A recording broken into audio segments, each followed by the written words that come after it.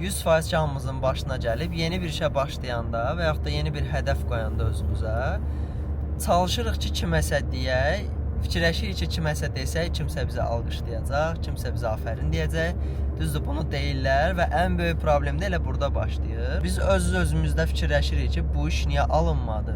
Bəlkə kiminsə yanında dedik deyə və yaxud da ilahi bir şeydir. Yəni bu əslində bundan əlaqəli deyil. Bu elmlə bağlı bir şeydir. Siz bir hədəfinizi və yaxud da görəcəyiniz işi kiməsə danışanda beyninizə bir mesaj edir ki, artıq siz bu işi bacarmısınız və bunun kimi bir hiss gəlir sizə. Bu hiss gəldikdən sonra isə beyniniz artıq rahatlıqda olduğu üçün heç nə etməyə çalışmır. Bilirsiniz də, ümumiyyətlə insan problemə düşdükdə, məsələn, imtahanın vaxtı çatanda 2 gün qalmış təşvişə düşür beyin. Başlayırsan tez-tez oxumağa, imtahanı keçirsən.